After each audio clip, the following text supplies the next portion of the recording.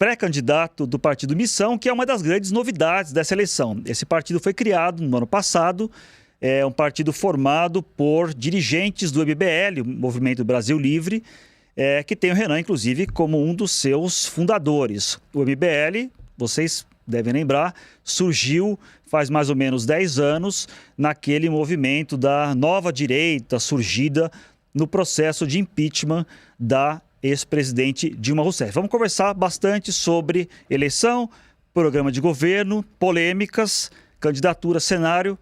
Renan, boa noite. Primeiro, obrigado pela presença. Primeiro, boa noite. Muito obrigado, Fábio. Muito obrigado, Carla, também, pela oportunidade de falar com vocês. Uma honra estar aqui com a turma do UOL, turma da Folha, fazem um grande trabalho e, enfim, esperamos discutir muita coisa. Polêmicas, incluso, claro. Renan, as primeiras pesquisas que surgiram estão te dando na casa de 2% mais ou menos das intenções de voto, algumas um pouquinho mais, umas um pouquinho menos, mas um pouco nesse patamar que você se encontra. Eu quero te perguntar primeiro, como é que você pretende crescer e se tornar uma alternativa viável de candidato, sendo que é um partido ainda jovem, que ainda em formação, talvez, sem uma estrutura de palanques estaduais robusta, sem direito de participar de debates, por exemplo, na campanha, sem tempo de TV. Fica a dúvida, é uma candidatura para valer ou é uma candidatura para marcar posição e apenas mostrar que existe um novo partido? Olha, assim, se fosse para apenas marcar posição, contribuir com o debate, eu não estaria me desgastando tanto quanto eu estou fazendo. Eu estou rodando o Brasil de carro. Com o dinheiro oriundo de doações das pessoas que estão colocando uma esperança muito grande na pré-candidatura. Essas candidaturas para marcar posição, como fazer, vamos dizer, política nacional num país continental como o Brasil é naturalmente caro, elas só vão ser possíveis em partidos grandes. Então, num partido como a Missão, fazer de fato uma pré-candidatura, rodar um estado inteiro como nós fizemos no Ceará, Maranhão, Rio Grande do Norte, é só realmente sonhando em vencer as eleições. E o plano é bem claro, eu tenho um inimigo apontado, que é desconhecimento. Quanto mais as pessoas me conhecem, é fácil convertê-las para as nossas propostas. Então eu tenho que derrotar esse desconhecimento, né? Mesmo no MBL, quando, enfim, eu fui um dos fundadores do partido e do movimento, eu não era um dos 10 mais conhecidos. Eu sou uma liderança natural, eu fundei o partido, mas eu nunca foquei na minha própria marca pessoal, falar de maneira mais como um produto, vamos colocar assim. Então, quando eu comecei a rodar o Brasil, eu precisava encarar esse problema. E o que a gente viu? Alguns institutos, como o Atlas, me colocam entre jovens de 16 a 24 anos em segundo lugar. Quando a gente faz um recorte, homens entre 16 a 24 anos, eu estou em primeiro lugar. Ou seja, onde a minha mensagem chega fácil, ela consegue, vamos dizer, encantar corações e mentes. Há uma questão de linguagem, uma questão de geração, natural, faz parte do processo, mas a mensagem é muito forte. E aí houve uma preocupação, houve uma matéria sobre isso, do Lula com relação à perda de eleitores mais jovens para mim no Nordeste e dos Bolsonaro nesse mesmo sentido. Então, aqui aponta um sucesso da fórmula e é aí que eu pretendo crescer. Se eu chego nos 2 dígitos, e eu estou trabalhando para isso, tem até algumas pesquisas que já me colocam próximo dos 5%, saiu uma Nexus hoje com 4% e arredondando a última Atlas eu estava com 5%, que se eu seguir esse caminho, continuar me tornando mais conhecido no Brasil, eu busco os 10%. Se eu buscar os 10%, aí o jogo abre. Carla? Renan, boa noite. Obrigada pela presença. O senhor colocou aí um inimigo em comum, esse desconhecimento, mas o senhor se declara de direita e faz críticas ao Bolsonaro, né? O senhor acha que dá para vencer atacando, digamos assim, o Bolsonaro mesmo? E porque uma avaliação que se faz é que esse racha, digamos assim, na direita acaba favorecendo o ex-presidente Lula. Entre Lula e Bolsonaro, dá para ter esses 2 inimigos? No caso do Flávio Bolsonaro, você não vai precisar desses votos dos bolsonaristas? Eu tô buscando um eleitor jovem, um eleitor... Primeiro, né? A gente tem que fazer, como se diz assim... Tudo tem que ser por etapas na vida. Primeiro tem que buscar as pessoas que estão mais intelectualmente abertas a propostas diferentes. Novamente, eu não preciso convencer agora 50% do eleitorado. Eu tenho que buscar as pessoas que querem propostas novas. Isso se encontra entre pessoas mais jovens, pessoas que veem problemas políticos que atingem elas na vida, nas cidades, nos estados delas e que não veem respostas nem no Lula nem no Flávio. Se eu chegar numa pessoa no Maranhão que está sem esgoto na cidade dela ou um produtor rural que precisa levar a sua produção de uma cidade a outra, eles querem saber da estrada ou de um prefeito decente. E não se vai haver anistia para a família Bolsonaro ou se vai vir um novo pé de meia. Então, entregar respostas para essas pessoas me dá acesso a um eleitorado que eventualmente é um eleitorado do Lula, é um eleitorado do Flávio. Em Santa Catarina, eu tomei eleitores do Flávio Bolsonaro, de maneira clara. E no Maranhão, eu fiz a mesma coisa com o Lula. Eu não estou preso nesses dogmas. Eu acho que é bem possível a gente buscar eleitor nessas duas searas. E também é um eleitor independente. É um eleitor que está procurando uma proposta nova, uma agenda nova. E eu estou ressoando bem com eles. Só para, assim, finalizar de uma maneira interessante, saiu uma pesquisa Nexus, eu estava vendo ela hoje, e fala assim, se o Renan não for para o segundo turno, em quem o eleitor dele vota? 45% declara que votaria nulo, 36% diz que votaria no Flávio e 20% no Lula. Ou seja, é uma espécie de um equilíbrio. Eu estou buscando eleitores em todas as searas. Eu acho que isso é sintoma de algo novo no ar. Tem algo novo acontecendo que escapa dessa dependência. Eu não vou precisar ficar fazendo igual o Zema ou o Caiado, para ter uma opinião, eles têm que pedir um pedágio pro Bolsonaro. Eu gosto muito do Bolsonaro, tá, mas eu sou candidato. Eu não tô afim de fazer isso. O senhor tem, a gente percebe, uma estratégia digital muito ativa, né? Isso já vem, é um legado do próprio MBL, que sempre foi muito ativo em redes sociais, junto ao público jovem, e a gente percebe um esforço, como o senhor está falando, de se tornar conhecido, de se colocar como candidato do grande público. E aí há uma estratégia de dar muitas declarações de impacto, fazer barulho, gravar vídeos que dão repercussão. Eu vou citar alguns exemplos aqui que eu colhi nas suas redes sociais de declarações muito polêmicas que o senhor deu, e algumas até que levantam até questionamentos. Por exemplo, o senhor gravou um vídeo em Mossoró, no Rio Grande do Norte, em que o senhor fala que vagabundo se trata na bala, se mata, se elimina. Aí depois o senhor também deu uma declaração quando o senhor fala do Flávio Bolsonaro, que tem que acabar com a raça do Flávio Bolsonaro. Depois o senhor falou que era uma coisa mais metafórica, mas enfim, está lá a declaração. Uma declaração famosa também é quando o senhor esteve no Maranhão dizendo que os maranhenses votam mal, por isso tinha que ter um interventor no Maranhão. Esse tipo de estratégia, né, de tentar chocar talvez a população, isso não pode se voltar contra o senhor lá na frente quando se for analisar se é um candidato sério, para valer, de credibilidade? Na verdade, e que não busca só lacrar, desculpa. Mas não é nem uma lacrada, eu realmente acredito nisso. E não foi muito como estratégia. Se eu for olhar a estratégia clássica que os marqueteiros recomendam, eu deveria ir em Mossoró ficar falando, povo bom, eu vou cuidar de vocês, que é a estratégia de 99% dos políticos, inclusive os da direita. Quando eu fiz esse vídeo em Mossoró, eu estava falando sobre a história que a população de Maranhão de Mossoró teve, no enfrentamento ao banditismo local, às gangues, inclusive no período do Lampião. E puxar esse orgulho próprio, porque a população local hoje se vê vítima do crime organizado. Então a gente tem que puxar, inclusive, um orgulho histórico deles, e eu quero reviver isso neles. Quando eu falei do Flávio Bolsonaro, se eu falar em termos literais, seria o que acabar com a família Bolsonaro do norte da Itália, a etnia deles? Não é. Eu estou falando, novamente, de uma superação política de uma família que faz muito mal à direita brasileira.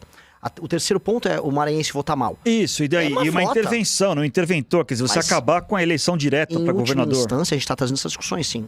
Qual foi o aspecto positivo das classes políticas do Maranhão para o Maranhão? Da sequência Sarney e Dino, as duas grandes, vamos dizer, os dois grandes exemplos de modelos políticos oligárquicos locais. Eu vi todos os municípios que eu pude visitar no Maranhão. A classe política do Maranhão ela é parasitária. E eu estou propondo uma reforma que eu estou chamando de lei de responsabilidade gerencial, que endereça essa questão nos municípios e nos estados. E a última punição é a ideia de colocar um interventor no município, não punição para a classe política, porque a população seria uma libertação. Mas todas as ferramentas que a gente faz são ferramentas para melhorar o regime democrático, porque a democracia não existe no Maranhão. Falar que a gente tem um regime democrático no Maranhão é acreditar assim, conta a carochinha. Boa parte das pessoas votam porque vendem o voto, ou estão sendo cooptadas durante o período eleitoral. Elas trabalham com sistemas de incentivo durante o período eleitoral de, basicamente, tem um emprego na prefeitura, fazem contratações às vésperas das eleições, essa é a nova moda, shows dos mais estúpidos, dos mais inúteis, a gente está falando de mais de 5 bilhões de reais gastos em shows e festas locais. Mas acabar com a democracia é uma maneira de resolver a democracia? Não é acabar com a democracia. Se você não tem um governador eleito? Não estou falando isso. Estou falando, eventualmente, se você não consegue cumprir indicadores básicos num município, vamos dar um exemplo. Eu visitei Marajá do Sena. Os índices de desenvolvimento humano são baixíssimos em Marajá do Sena. Não há atividade econômica concreta em Marajá do Sena. Primeiro, então, entra um prefeito Marajá do Sena, eleito, bem constituído, e esse prefeito tenta entregar esses indicadores, que é o que a gente quer estabelecer na nossa lei de responsabilidade gerencial. Se esse prefeito consegue entregar os indicadores, muito bom. Agora, o que ele não vai poder fazer, é o que eles fazem hoje, ele pega uma prefeitura com 10% de saneamento e entrega com 9% de saneamento. Os sistemas, vamos dizer, de prover água, ou vamos colocar a educação no ranking do Saeb, baixíssimos. Ele não melhora nada. Só que chega a véspera da eleição, ele compra o voto da população e se reelege. Pois bem, se ele não cumprir indicadores mínimos, ele não vai poder participar da reeleição. Outra pessoa participa da eleição.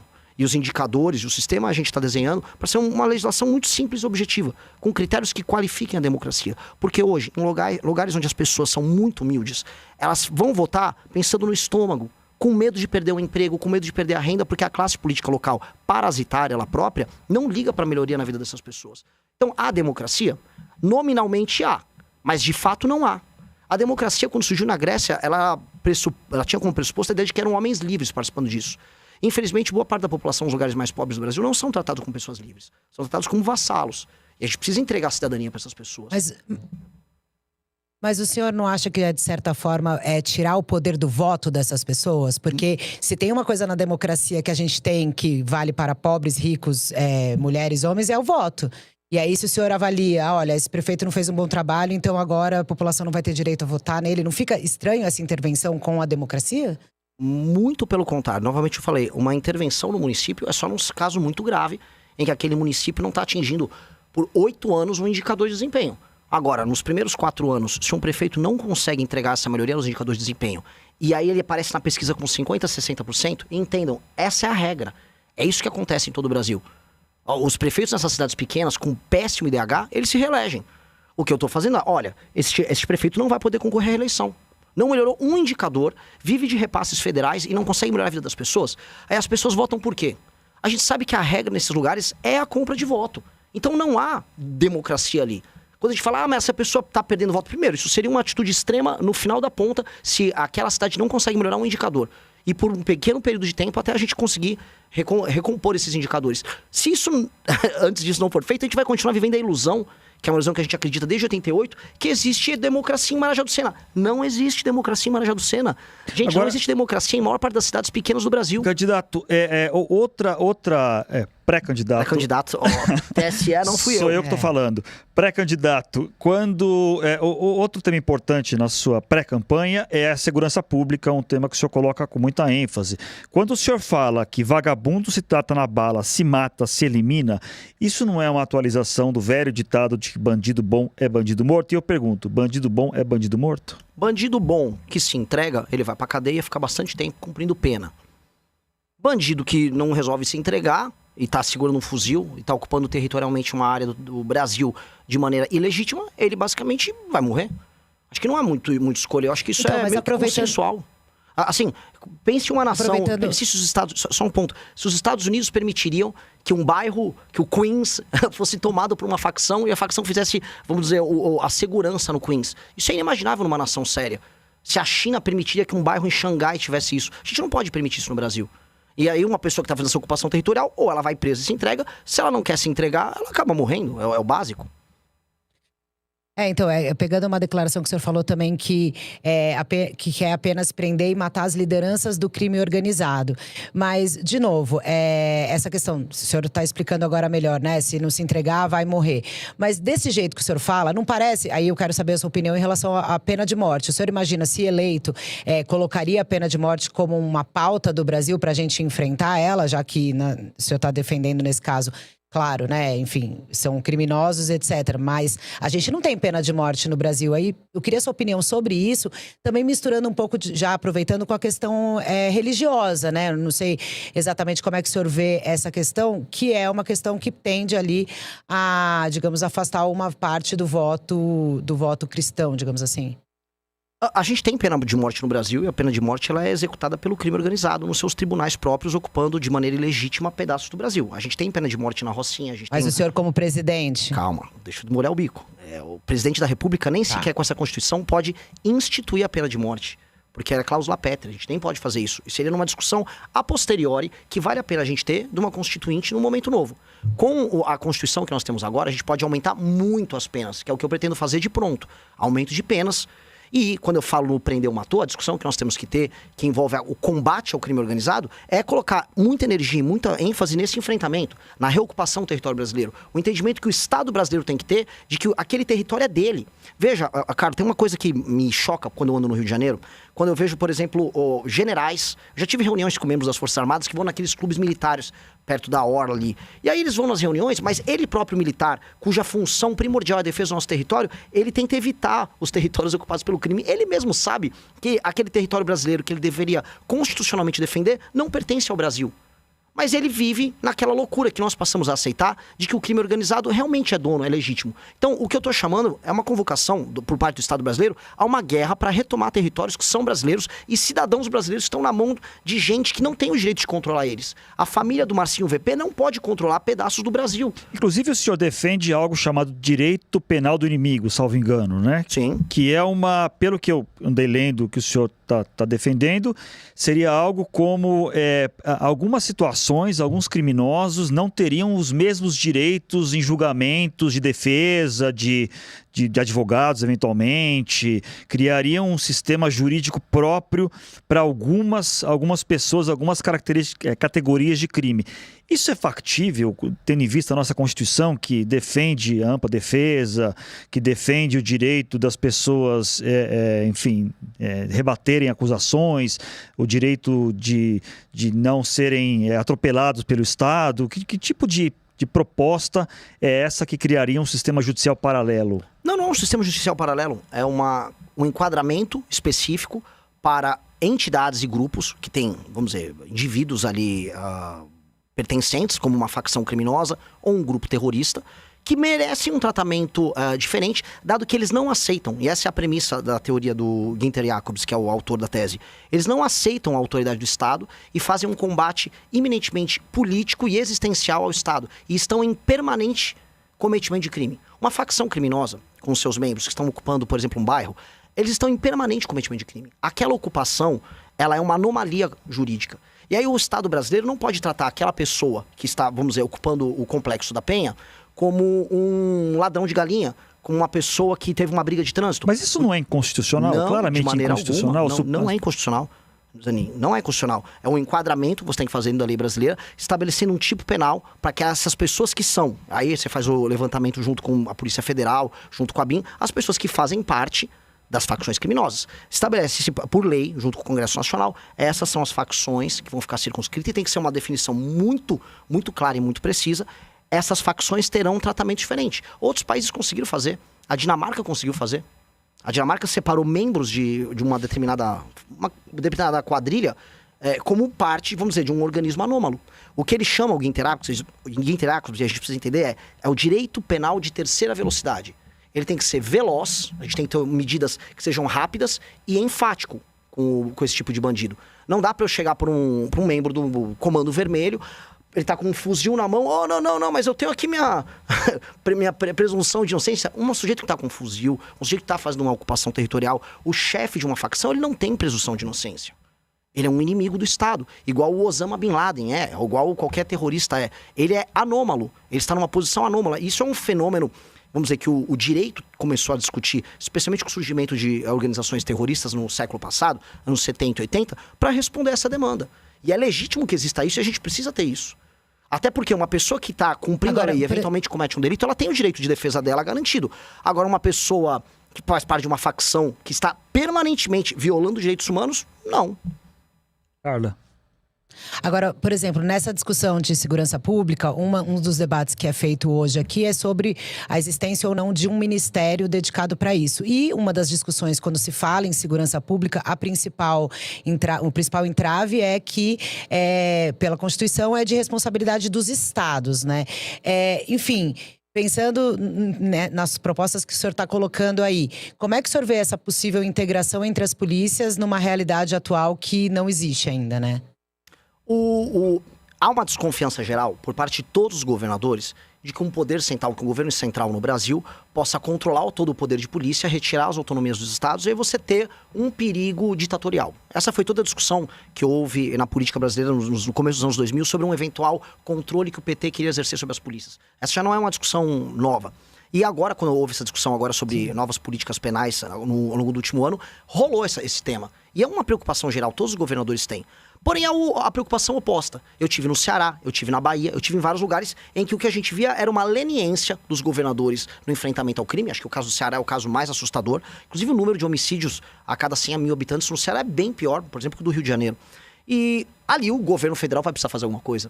Você vai precisar de uma ação integrada do governo federal quando você vai enfrentar um organismo anômalo como o PCC, para permitir que você consiga integrar. Vou dar um exemplo. O PCC, ele pega uma droga que vem do Mato Grosso do Sul e exporta por São Paulo, pelo Porto Santos. Então eu vou ter que atuar em parceria com o governador do Mato Grosso do Sul, o governador de São Paulo. Um exemplo específico. Comando Vermelho são ações mais localizadas. Há o papel do governador que, com novas leis penais e leis de processo penal e o trabalho sério com a polícia, ele vai poder debelar, e a maior parte dos governadores vão poder debelar. E há lugares em que o governo federal vai ter que atuar aí de maneira, vamos dizer, muito séria, para recuperar os territórios e garantir o direito humano do brasileiro comum quando o governador não cumprir esse papel. Um exemplo, se o governador do Ceará, eu dei esse exemplo recentemente, se o governador do Ceará não resolver cumprir o que está disposto na Constituição brasileira, que é ele guardar a segurança da população do Ceará, o governo federal vai fazer. Eu coloco as cidades que estão hoje sob comando do Comando Vermelho dentro de um estado de defesa. E aí eu tomo o controle da polícia local e aí o governo federal faz esse papel. Se o governo estadual resolver atuar bem, maravilhoso, eu tô lá para cooperar. Se ele resolver não atuar, aí nós vamos atuar. Eu queria perguntar sobre economia agora, outro assunto evidentemente muito importante nessa campanha. Na semana passada, a Folha fez uma reportagem mostrando que entre as propostas que o Flávio Bolsonaro deve ter para o seu eventual mandato seria que o reajuste da inflação, o orçamento da educação, saúde e previdência seria feito apenas pela inflação, não mais com ganho real. Ele negou, disse que não tem nada disso, mas a gente sabe que essa discussão existe e é séria. Qual a sua avaliação, qual a sua opinião sobre isso? Os patamares, os pisos constitucionais de educação e saúde seriam revistos e reajustados de que maneira e de que tipo, qual seria também o reajuste da aposentadoria, se seria ligado ao salário mínimo como é hoje, por exemplo? O que o senhor propõe sobre isso? Eu adoro essa discussão. Essa discussão é uma delícia porque o senhor Flávio Bolsonaro gosta de se comparar ao Milei. Ele falou que vai fazer uma tesourada, aí quando ele é instado a falar uma proposta, ele não fala nenhuma. Ele foi recentemente num evento falar que não tinha proposta. Não vou falar porque eu vou perder minha popularidade falando isso. Pois bem, todo mundo sabe que se você quiser fazer uma política fiscal séria, você vai ter que começar fazendo ela pelo lado da despesa. Nós vamos precisar fazer pelo lado da despesa. Ponto. E a gente vai conseguir só resolver a curva que está estourando da dívida e depois resolver juros e até tributação, taxa, alíquota de impostos, se a gente fizer essa reforma fiscal. Ponto. Então todo mundo que prometer que vai baixar imposto, como o Flávio fala, sem endereçar essas questões que você mencionou, Zanin, é estelionato eleitoral. Ele não vai fazer. Ele tá mentindo. Ou ele vai botar um ministro da Fazenda ali, um posto Ipiranga, e vai fugir do assunto durante a período da eleição. Eu não vou deixar ninguém fazer isso. Do Lula ao Flávio. Vai todo mundo ter que discutir essas questões, porque é importante para as pessoas. As pessoas precisam entender que o reajuste... Mas qual que é a sua proposta? Eu não entendi. Vou ser claro. Tá. A nossa proposta, diferente dos demais, ela já está protocolada. O deputado Kim Kataguiri, que é o nosso deputado, já protocolou uma PEC, já está em processo de coletar assinaturas. Então, comigo não tem estelionato eleitoral. E a proposta é boa. O Brasil é um dos únicos, talvez o único país do mundo, que ele reajusta aposentadoria, BPC, que é um benefício específico aqui, pelo ganho real do salário mínimo. São coisas diferentes, você tem que reajustar a aposentadoria, como todos os outros países do mundo fazem, pela inflação. Se um presidente falar agora, eu vou dar um outro reajuste, vamos dizer, de 4 em 4 anos você reajusta a aposentadoria para cima, legal, pode fazer. Mas esses gatilhos automáticos com o salário mínimo fazem o seguinte, você aumenta o salário mínimo de um lado, e aí o trabalhador, subiu o salário mínimo, subiu minha aposentadoria. Só que do outro lado isso vira inflação. E é por isso que nós já percebemos, e todo mundo já percebeu, que supostamente estamos em pleno emprego, mas as pessoas sentem que elas estão mais pobres. Por quê? O custo dessa operação fiscal doentia que o Brasil tem está gerando isso. Então não adianta eu falar, fica tranquilo, eu vou reajustar tudo pelo salário mínimo. Aí eu tomo de você pela inflação e pelos juros. Não funciona. Não adianta a gente ficar enganando o eleitor. O Milei na Argentina, ele foi muito honesto. Eu vou fazer um monte de reforma, algumas pessoas vão falar que vai doer, mas o remédio é amargo. A solução... Ele é um modelo pro senhor, Milei? Nesse sentido, sim. Até porque ele comete esse sincericídio. O que eu não vou admitir é estelionato eleitoral. Eu vou falar pro cidadão brasileiro, vou precisar fazer essas reformas, deixar o Brasil praticamente quebrar agora.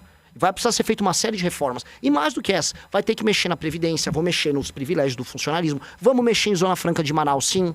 tem que fazer um desmame de um modelo que não está funcionando e ver um outro modelo de desenvolvimento sustentável lá na região, sim. Agora, o que não dá para fazer é manter o modelo atual que não funciona, que é um modelo de privilégios. É um modelo de captura do Estado por órgãos, sindicatos, associações, partidos políticos, que retiram o dinheiro de quem está trabalhando e depois finge que entrega uma migalha. Aí a migalha vira o quê? É o Vale Gás. Ah, não, fica tranquilo que eu vou te dar um BPC, é uma energia elétrica ali, é um luz para todos. Pô, isso é mentira.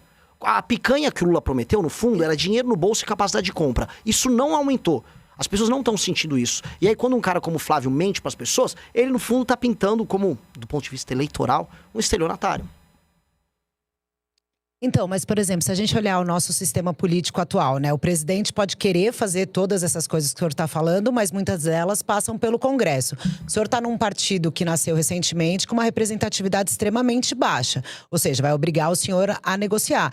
E muito. Com propostas que não são populares, digamos assim.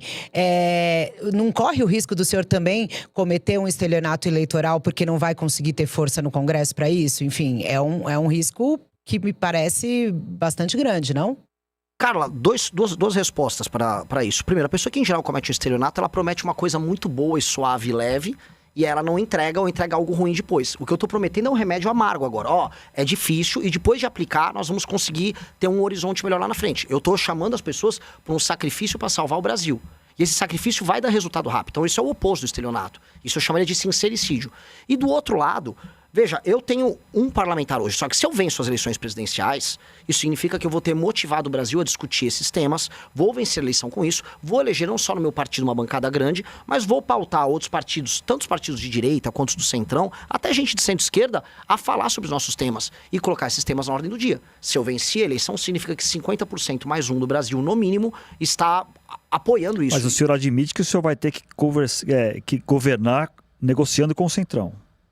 Ou é possível governar sem o centrão? Não é. Ainda mais na forma... Eles estão na forma mais forte deles hoje. Eles estão no auge. O que a gente vai ter que alterar do centrão é o sistema de incentivos da política brasileira que faz com que eles sejam tão fortes. E eu vejo discussões na esquerda, eu vejo o Zé Dirceu falando isso o tempo todo, e a gente tem que acompanhar os adversários. Eu não vejo na direita bolsonarista nenhum debate sobre isso, até porque eles se tornaram o centrão, e nós temos um debate próprio nosso sobre como desmontar a parte de poder do centrão. Agora, se eu vencer a eleição, eu vou ter que assumir o poder e conversar com eles. Eu já fiz isso. Quando nós derrubamos a Dilma Rousseff, a Folha cobriu isso bastante à época, eu organizei eventos, reuniões, juntamente com os políticos, não importava o partido que eles fizessem parte, pra gente ter maioria no Congresso. Eu sempre entendi a importância da política. E, nesse sentido, eu vou compor... Mas o toma lá da cá, por exemplo? Isso não. Um exemplo que eu posso te dar concreto. O que eu preciso demonstrar para um político do Centrão é, se eu tô no Ceará e eu tenho deputados do Centrão na base no Ceará, eu não vou fazer ele roubar uma emenda no Ceará. Mas o que eu vou fazer é, vamos agora libertar Santa Quitéria, vamos fazer uma operação juntos para devolver Santa Quitéria para a própria população. Você vai compartilhar comigo dos louros políticos, a vitória política, o capital político, que é uma moeda, esse eu compartilho. Agora, capital financeiro não. Capital financeiro virou uma regra de preguiçoso. E assim, eu vou comentar uma outra coisa. Parece, assim, a gente tá tão desiludido sobre o Brasil, as pessoas acham que não vai dar. Que a gente se esquece, assim, que o Fernando Henrique Cardoso passou reformas das mais diversas, sendo ele próprio um sociólogo, com uma linguagem muito pouco popular. Já houve presidentes capazes de fazer grandes reformas e sem precisar se tornar, vamos dizer, um total escravo. As dificuldades existem. No médio prazo, a gente tem que superar elas com um novo modelo. E se vocês quiserem, eu tô aqui para debater, posso falar qual é o modelo que eu acredito. Mas dá para fazer. Dá para fazer e dá para fazer o convencimento sem o toma lá da cá. Nós estamos há 11 anos sem entrar nesse jogo sujo. E eu não vou entrar agora. Nem tô aqui para isso. Aproveitando que o senhor citou a direita bolsonarista agora há pouco, o senhor daria anistia pro Jair Bolsonaro, se for eleito? Eu só dosimetria. Esse assunto é um assunto... Só dosimetria, ou seja, reduzir a pena. Reduzir a pena. Anistia jamais. Não, porque não só ele, como todas aquelas pessoas que cometeram crimes, que assim, tem um dia 8, que esse assunto ele é muito complicado, porque a gente tá falando para torcidas organizadas e todo mundo quer uma resposta simples. Então até a torcida organizada da esquerda, democracia, não sei o quê, isso foi o maior crime... Calma aí, muita gente não teve direito a um julgamento, teve gente que não tinha nada a ver e foi presa. E teve audiências coletivas e audiências que a gente está falando de direito penal do inimigo. Aliás, um parênteses. Direito penal do inimigo, quem implementou foi o senhor Alexandre de Moraes de uma maneira torta, sem passar pelo processo constitucional. Ele literalmente tratou os bolsonaristas como inimigos, tirou prerrogativas deles e entregou um direito rápido e muito rígido contra eles. Muitas pessoas ali, ao não ter o mínimo do direito de defesa, essas pessoas têm que ter uma dosimetria para resolver a pena. Isso dia 8. O Bolsonaro, sobre a conspiração dele, sobre o atentado dele contra a democracia... Veja, eu não sou bolsonarista. Eu sei o que o Bolsonaro tentou fazer. Qualquer pessoa racional que leu as provas sabem. Agora, o Bolsonaro também teve parte do seu direito de defesa mitigado? Sim. Então, quando a gente traz essas nuances para a mesa... Só o parlamento, por isso que o projeto da dosimetria é interessante, é capaz de resolver, porque se tornou um conflito entre o antigo executivo e o judiciário. E tem ego no meio, tem projeto político. Isso aqui seria um projeto, e por isso que eu gosto da dosimetria, para pacificar essa relação. Agora, uma coisa é pacificar e outra é puxa-saco do Bolsonaro. O Caiado, primeira coisa que falou, primeira coisa que eu vou fazer é soltar o Bolsonaro. Entendi, Caiado. Eu já sei que você ama muito o eleitor do Bolsonaro. Entendeu? Vamos pular esse puxa-saquismo, vamos ser prático. Vamos fazer o que é justo. Houve pessoas... Ninguém estava dentro do plenário da Câmara dos Deputados participando de uma invasão teletransportado. O Superman não colocou essa pessoa lá voando. Essa pessoa sabia que ela estava invadindo um prédio público e ela sabia o que ela queria quando ela estava na frente de um quartel pedindo o artigo 142. Aquela pessoa invadiu aquele prédio público. O que eu falo pro bolsonarista é, se fosse alguém do MST, você ia pedir as penas mais duras para aquela pessoa. E o MST já invadiu, tá? Prédio público em Brasília, já teve em 2017, né? Um fora Temer que eles depredaram também em Brasília. Ué, penas duras para todos. A lei tem que ser objetiva nesse sentido. Sim. Vai, candidato, uma questão que eu queria falar pouco sobre as propostas para as mulheres, né? O senhor tem também aí algumas declarações polêmicas e a gente vive atualmente uma onda muito forte. Inclusive, há um documentário de um documentarista britânico Por Dentro da Machosfera, né? Que fala um pouco desse mundo Red Pill aí. Eu queria saber quais são as suas propostas para as mulheres. E há nessas discussões, inclusive, quem chega a falar hoje ali nos Estados Unidos, em outros países já mais de direita, que as mulheres não deveriam nem ter direito a voto. Enfim, eu queria saber a sua opinião e suas propostas para as mulheres que hoje no Brasil representam a maior parte do eleitorado. De maneira objetiva, uma mulher se sente segura para andar na rua? Não. Assim como a maior parte dos homens não se sentem, mas isso afeta as mulheres de uma maneira diferente que os homens. Lei e ordem para permitir que a mulher tenha o direito de ir e vir. Uma mulher se sente segura dentro de casa com cumprimento de penas ou com políticas velozes para impedir que um marido violento agrida elas? Não, ela não se sente segura. A gente vê, mesmo com a instituição das delegacias da mulher, um direito muito lento nisso. Uma outra coisa, as mulheres se sentem, nesse caso não é nem segura, contempladas por uma política educacional que trata as escolas como depósito de criança enquanto ela trabalha? Não. Muitas dessas mulheres se ressentem dos maridos que não pagam suas pensões. A forma como a justiça busca esse pagador de pensão vem sendo eficiente? Não. Quando eu falo especialmente das mulheres mais humildes, isso aqui é o que de fato aflige a vida delas. As mulheres estão no mercado de trabalho, as mulheres, elas têm suas crianças, elas têm seus desafios, têm suas vidas profissionais, e a gente tem que permitir que elas executem, vamos dizer, seu exercício de cidadania da maneira mais simples e ampla possível. Hoje, o básico não é garantido para elas. A questão para mim vou falar isso sempre em termos mais abertos, isso não é garantido para quase ninguém no Brasil. Eu podia fazer uma clivagem, sabe, o negro, ele tem seus direitos garantidos, qual é a sua política pro negro? No fundo, é a mesma para as mulheres. Esse projeto de lei que combate a misoginia foi aprovado no Senado, já está na Câmara. O senhor defende? O senhor aprova? Populismo puro e simples. O senhor é contra? Populismo puro e simples. Não é necessário ter uma medida legal para proteger, impedir que mulheres sejam vilipendiadas em redes, por exemplo? Se alguém cometer uma calúnia, uma injúria, uma difamação, hoje a legislação ela contempla as formas das pessoas se defenderem. Agora, você cria espaços cinzentos para arbitrariedades, para discussões, por vezes, bizantinas. Eu vi uma discussão, nem sei se foi aqui no UOL, sobre, olha, uma mulher ser interrompida no ambiente de trabalho é qualificado como misoginia. Entendi, e aí isso vai ser equiparado à injúria racial? Pô, quer dizer, se eu interromper uma mulher numa reunião, eu vou estar cometendo algo similar a uma injúria racial? É óbvio que isso não é razoável. É óbvio que essas discussões são irrazoáveis, elas estão andando com agendas identitárias. E nesse sentido, eu acho que isso não é bom para as mulheres, para os homens, para a gente que quer constituir família, não é bom para ninguém. Os critérios têm que ser objetivos nesse sentido. E quando a gente vai abrindo o escopo, isso aqui é uma misoginia... eu tenho que descobrir, isso aqui agora é misoginia? Se eu interromper uma mulher na discussão, é misoginia ou não? Se eu interromper a Carla numa fala, eu vou ser preso ou não? Que é isso? Então, assim, a diferença do remédio pro veneno é a dose. E a dose, em certas políticas identitárias, está passando muito do aceitável. E me assusta a direita bolsonarista que acha que tudo é uma armadilha eleitoral e quer, não, vou votar a favor. Não quer nem trazer discussão.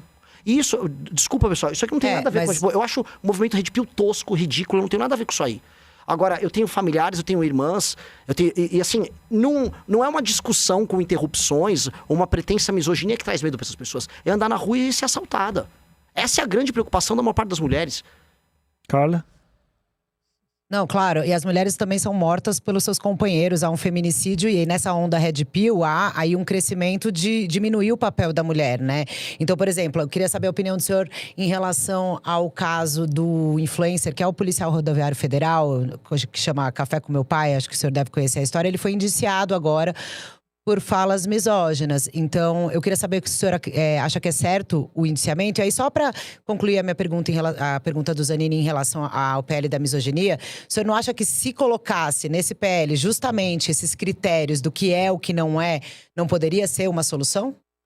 Veja, eu não vou ficar na posição de advogado do influencer Café com Meu Pai. Até fui ver o caso dele ali, ele é um bolsonarista, eu acho, ele nem gosta da gente. Então, eu nem sei, eu sei que o conteúdo dele é voltado pra mulher e o público dele é público feminino. E aí é uma questão dele com o público dele. Eu acho que nenhuma mulher foi obrigada a ver o conteúdo dele. E não acho que, a não ser que ele tenha realmente cometido um grande crime, eu não acho que ele deva ser alvo de perseguição. Eu realmente não sei. Existe algum conteúdo absolutamente misógino ali? O que eu sei dele, até pelas estatísticas das redes sociais dele, é que mais da metade do público dele é composto de mulheres. A não sei que essas mulheres sejam masoquistas. Mas é que, infelizmente... Espera só um pouquinho. Mas a gente vai dizer pra elas o que elas podem ver ou não. Ah, entendi. Aí elas não têm capacidade de julgamento. É que são todas mulheres maiores de idade, de classe média, aceitando seguir um influenciador. Eu não quero me colocar aqui como um defensor do Café com Seu Pai, porque eu nem sei direito qual é o conteúdo dele. Acho que é um conteúdo de relacionamento. Agora, é esse nível de tutela que a gente quer ter? Essas moças, todas maiores de idade, responsáveis, elas podem votar. Só que elas não podem ver um conteúdo sobre relacionamento. Entendi. Pô, a gente realmente acha que essas pessoas são umas idiotas. Eu vou ter que fazer um intervalo rapidinho pro pessoal de televisão. E a gente continua aqui no YouTube com a entrevista e a televisão volta daqui a pouquinho. Carla, você ia falar, mas você ia emendar? Não, eu só queria completar, Renan. É que eu acho assim, claro, são mulheres adultas, mas é que a gente tem um machismo estrutural enraizado e nós temos mulheres machistas, é evidente. É uma questão cultural mesmo. O senhor acha que isso também não tem que ser atacado? Então vamos criar filhos machistas que vão continuar agredindo mulheres e mulheres que vão continuar agredindo a ser subservientes aos maridos? O senhor acha que a gente não tem que eu não entendi tentar o ponto, evoluir como sociedade? Eu não entendi o ponto, assim... Então, que as moças que seguem esse cara, eu não sei o conteúdo dele. É um conteúdo sobre relacionamento. É um básico que eu sei. Não vou ficar assumindo o papel de advogado e influenciador. Agora, me parece que um cara que tem centenas de milhares de seguidores, ou, né, o que você está me escrevendo é um monte de mulher masoquista, ou nós estamos adotando um critério muito subjetivo do tipo, há um machismo estrutural, e aí essas mulheres não podem acompanhar o conteúdo dele. É um conteúdo que a elas, veja só, é proibido, porque senão elas podem reproduzir um machismo. Eu acho isso profundamente autoritário, acho isso profundamente vago e profundamente perigoso. Agora, deixa eu fazer uma pergunta mais sobre a relação da sua campanha e da sua candidatura com esse público feminino. Claramente, o seu público prioritário nesse momento, o senhor já falou isso em algumas entrevistas, são jovens, ali, né, de 20 a 30, até 30 anos talvez, e majoritariamente homens. Essa certa dificuldade com o público feminino que o MBL tradicionalmente teve, que talvez o senhor tenha também na sua pré-candidatura, o senhor acha que tem alguma relação com alguns episódios aí pelos quais o senhor foi acusado no passado?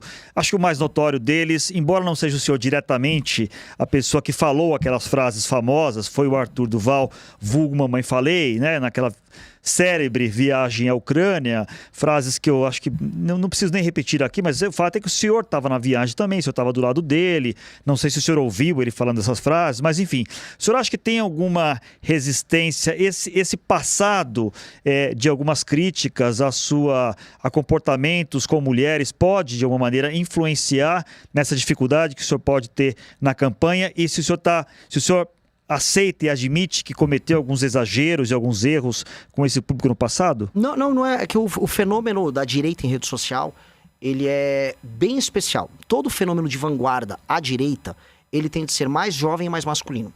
Foi assim com o Bolsonaro, foi assim com o Trump, foi assim com o Milei. Para dar 3 exemplos aqui. todo fenômeno de esquerda, de vanguarda, jovem, ele costuma ser mais feminino, mais gay, com mais minorias. Isso na política contemporânea. O que acontece? Quando o MBL ele estava mais inserido, inclusive, no conjunto geral da direita, bolsonarista, até, por exemplo, 2019, nosso público feminino e masculino era completamente equilibrado. Nós tínhamos uma participação de mulheres mais velhas bem maior. Mulheres mais novas nem tanto, porque elas estavam mais à esquerda. Isso no mundo todo, tem inúmeros estudos sobre isso. Quando nós rompemos com o universo do bolsonarismo, ali em 2019, aí nós ficamos apenas com o público mais jovem, que é um público de vanguarda, que vai ser mais masculino. Só rapidinho, nós voltamos com a televisão já, tá? A gente tava, o pré-candidato, está falando sobre eventuais dificuldades que a candidatura dele tem com o público feminino. Desculpa, interrompi o senhor. Pode concluir, por favor. E isso é uma condição de um processo de crescimento. Quem começa como vanguarda na direita, em geral no mundo, é isso. E você não tem vários Artures Duval fazendo áudios nesses lugares. O caso do Milei é um caso específico, o caso do Bolsonaro específico, o caso do Trump específico, e é o nosso caso também. O que está acontecendo agora é a famosa regressão à média, no caso das mulheres. O número de seguidores nossos feminino vem aumentando bastante e o nosso apelo junto a esse universo começa a subir. Várias lideranças nossas têm um público feminino igual ou maior do que o masculino. Isso é parte de um determinado processo. Mesma coisa eu posso falar, por exemplo, o processo que o Mandami passou em Nova York. Ele quase não tinha um eleitor masculino. Ele passou por um processo também de conquista ao longo do tempo. Isso é parte do jogo, isso é parte de um processo de novidade política. Eu volto a colocar, a gente vai pegar um público intelectualmente muito curioso, a gente vai pegar um público muito aberto a novas tendências, novas linguagens na internet. Mas só para fechar esse tema feminino, digamos assim, o fato do Arthur Duval continuar no MBL, no Missão, ser uma pessoa importante, da sua confiança, participar da sua campanha, pode de alguma maneira prejudicar o senhor junto ao eleitorado feminino, o senhor acha? Não sei, mas eu não vou abandonar um amigo se isso me prejudicar eleitoralmente, porque eu acho que ele é uma pessoa muito valorosa, ele errou, ele já se desculpou pelo erro dele, e ele foi cassado não por conta disso. Ele teria cargo no seu governo, por exemplo? Não sei se ele teria saco para ser o ministro, não acho que não é muita pegada dele não. O Arthur ele tá agora num processo de construção de lideranças, ele tá rodando o Brasil, ajudando a formar novos líderes. Não é uma discussão que a gente teve. Aliás, ampliando essa pergunta, com quem que o senhor governaria assim? O seu ministério seria o quê? Seria um ministério formado por quem? Por pessoas do Missão/MBL? Ou pessoas de outros partidos? Ou eventualmente técnicos? Como é que o senhor montaria a sua equipe? Essa é uma pergunta sensacional. Eu gosto muito disso, porque tem uma coisa legal nesse fenômeno que eu estou descrevendo, que assim, as melhores cabeças das novas gerações estão vindo pra gente. Então eu pude palestrar em Stanford, em Harvard, em Yale, para estudantes brasileiros. Todo mundo conhece o projeto, homens e mulheres ali, inclusive. A galera nas melhores faculdades no Brasil, mesmo numa cidade humilde, pobre, quando tem um jovem interessado em política, esse jovem gosta da gente. Então, há muito material humano interessante nas melhores empresas, nas melhores faculdades, gente com startups, gente que trabalha com tecnologia, disposto a participar conosco, que enxerga a gente como um governo de disrupção e que vai participar, não só participando da parte de propostas do Livro Amarelo, mas participaria do governo. O que eu não vou fazer, assim, de iniciar, eu não vou querer chamar um medalhão para falar que eu sou validado por um medalhão. Até porque o medalhão hoje está desatualizado do que a gente precisa fazer. Se eu chamar um medalhão para falar de SUS, eventualmente ele não vai entender o impacto que machine learning, inteligência artificial vai ter no SUS. A gente vai fazer uma revolução no SUS. E a gente tem que trazer pessoas jovens para participar disso. E quando jovens, não só jovem de idade, jovem de cabeça. A gente vai entender assim, se você tiver prontuário único no SUS, se você tiver uma centralidade para você obter os dados sobre as pessoas, sobre as enfermidades, você vai poder gerir estoque, você vai poder ter uma capacidade preditiva sobre o avanço de determinadas doenças, que é sensacional. Eu não sei se um medalhão na área da saúde está pronto para essa discussão, porque isso é uma discussão de vanguarda na China, discussão de vanguarda na Inglaterra. Salvador, falam muito do Bukele sobre a parte de segurança. Salvador está fazendo uma revolução nessa área. Eu vou querer saber quem são as pessoas para trabalhar comigo nisso. E essas pessoas já existem. Então, seria um governo que eu vou procurar talentos novos. E essas pessoas já existem, para ser bem claro, para participar de soluções novas para o Brasil. Carlos? Agora, pré-candidato, em relação à proposta de meio ambiente, o senhor falou esses dias que eu estava assistindo também, criticando o STF, sobre uma interferência, né, na questão do licenciamento ambiental. Eu sei que o senhor está se diferenciando aí do ex-presidente Jair Bolsonaro, mas a gente teve, na época do governo dele, aquela reunião em que o então ministro do Meio Ambiente, Ricardo Salles, disse que era para aproveitar o momento para passar a boiada que essa questão do licenciamento, nessa questão do licenciamento ambiental. O senhor falou que é uma questão também que, na sua visão, pelo que eu ouvi, atrapalha o desenvolvimento de obras. Mas e a questão do meio ambiente, mudanças climáticas, tudo isso que a gente está vivendo? Assim, pelo que eu sei, o senhor não é um terraplanista, né? O senhor acredita nas mudanças climáticas?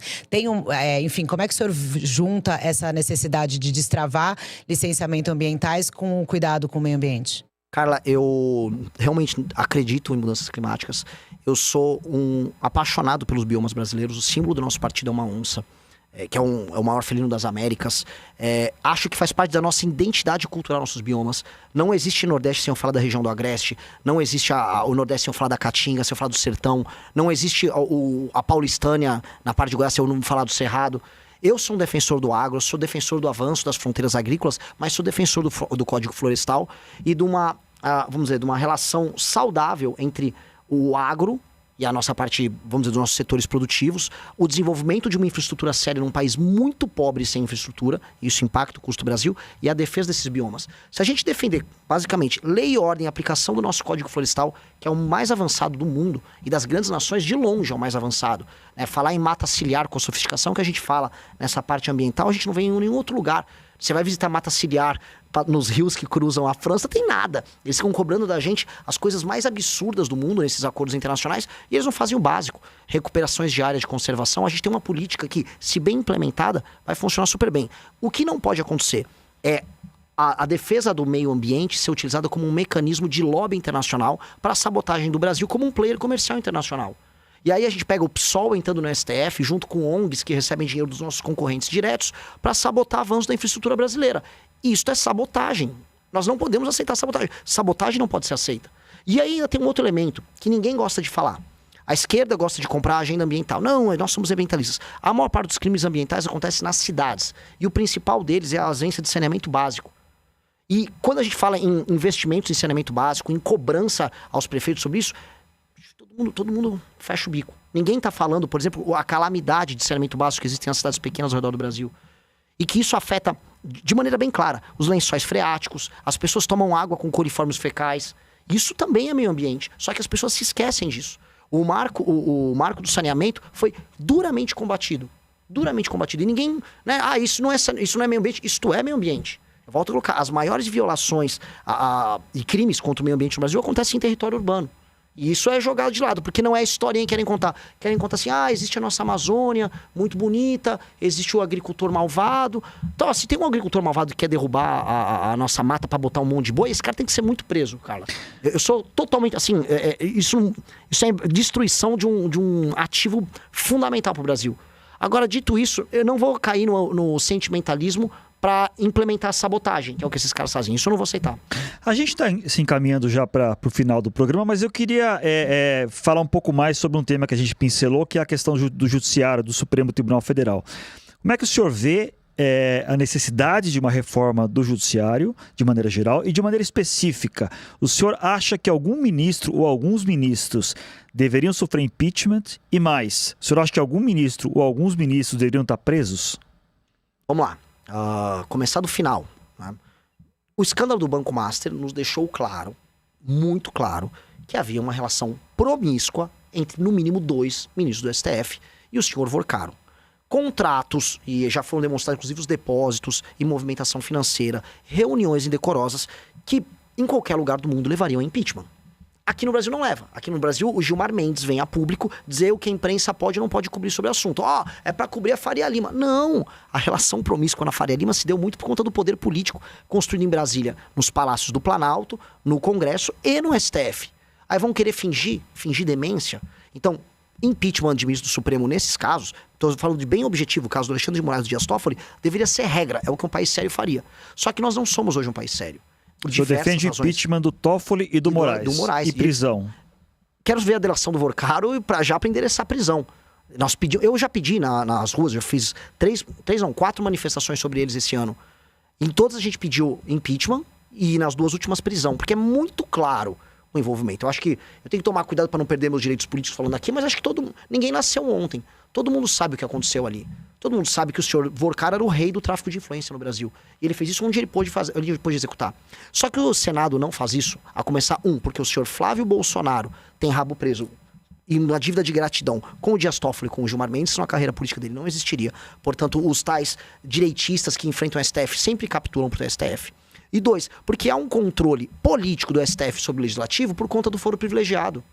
Se o STF julga as ações de quem julga eles, você fica numa disputa. E o parlamento sempre sai perdendo, porque também não é composto das pessoas mais incríveis e morais do mundo, né? Eu não imagino o Alcolumbre e o Renan Calheiros se reunindo para moralizar o STF. Eles querem se reunir para fazer negócios com o STF. Essa é a natureza dessas pessoas. Então tem que chegar um presidente da República que não tem rabo preso, que era o que imaginavam que o Bolsonaro ia fazer. Que não é próximo e que não tem uma agenda política com esses ministros do STF, como é o caso do Lula. E aí endereçar uma agenda sobre o judiciário. Não só na parte dos privilégios, penduricalhos, né, que não estão no topo do judiciário, mas sobre o STF, sobre decisões monocráticas que já passou e o Bolsonaro vetou, sobre o período, né, que eles sentam em cima dos processos lá quando eles pedem vistas, sobre escritórios de advocacia, sobre período de mandato, sobre o foro especial, o foro privilegiado não ser tocado pelo STF, mas sim por desembargadores selecionados que têm mandatos de 2 anos e não julgam parlamentares dos seus próprios estados. Medidas óbvias, naturais, e que transformem a Corte Constitucional numa Corte Constitucional e não numa última instância. Na Europa, a maior parte dos tribunais são cortes constitucionais, elas tratam de temas abstratos. Aqui no Brasil, a gente trata de tudo. Cara, só vou te passar a bola um segundo. 8 mil ações no Brasil no STF. Nos Estados Unidos, 50. Carla, quer fazer a última? Nós estamos terminando. É a última rapidinho. O senhor falou aí sobre tempo de mandato. Qual que seria a sua proposta em relação a isso? E em relação a ampliar a Suprema Corte, o senhor também acha que tem que ter um número maior de ministros? A ampliação é uma parte de uma estratégia muito brasileira da gambiarra. É o puxadinho pra gente conseguir compensar maiorias. Eu acho que a gente tem que pular a etapa do puxadinho. A gente tem que reformar para ter uma boa Corte Constitucional. O Brasil forma muito advogado no Brasil. Existem grandes faculdades, existem grandes juristas no Brasil. Nós temos condições de ter bons ministros do STF, com mandatos, cumprindo apenas sua missão de defesa da Constituição brasileira. Ponto. Discussão de temas abstratos. Hoje eles discutem temas concretos. E hoje eles ainda ficam tentados discutir esses temas concretos com o advogado do seu parente. Aí vira marmelada. Então, esses puxadinhos eu acho que não vale a pena. É como se a gente pegasse um problema e resolvesse com outro. Tá certo. Qual o tempo ideal de mandato? Desculpa. Podemos discutir 10 anos, é um tempo bacana. E não vejo problema nenhum em... então, o Zema veio com essa proposta, acho que o Flávio também tá falando. Não, tem que ter 60 anos de idade. Isso, não precisa. idade mínima é 60 anos. Também não. Também já temos muitos problemas com gerontocracia no Brasil e manutenção de privilégios das gerações antigas. Pode ser 40 anos que seja. Se um jurista é brilhante, tem notório saber jurídico, tem capacidade de discussão de temas constitucionais, como existem muitos grandes professores na faculdade aí da USP que eu conheço, pode ser um ministro do STF. Tem um mandato, exerça, e que tem o filtro de entrada para eles discutirem temas abstratos ligados à constitucionalidade e não casos concretos. Aí o Supremo volta para a caixinha, cuidamos das emendas para o Legislativo voltar a cuidar de temas nacionais e o Executivo executa, como qualquer lugar normal e democrático é. Eu, como um grande democrata, defendo isso. Pré-candidato, muito obrigado pela entrevista. A gente tá... Deixa eu ver se eu tô olhando para a câmera certa. Acho que tô, né? Sobrevivi à minha primeira experiência como âncora, apresentador. Espero tenha sido satisfatório.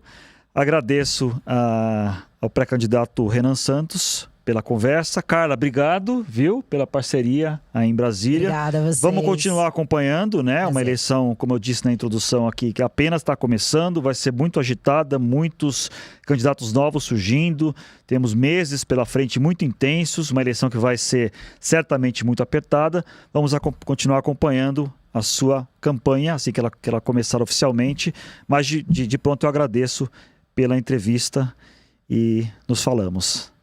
Obrigado, Zanini. Obrigado, Carla. Obrigado a todos que nos assistiram. Foi muito bem na sua primeira condução. Me colocou contra a parede. É isso que tem que fazer mesmo. Espero que isso aconteça assim com todos os outros. Assim como o senhor está aprendendo a ser presidente de partido, né? Tô aprendendo. Eu também preciso só ter o seu cabelo branco para ficar mais, né? O senhor vai chegar lá. Chegarei. Tá bom. Obrigado, gente. Segunda-feira que vem, de novo, às 19 horas. Encontro vocês aqui no Frente a Frente. Obrigado. Boa noite.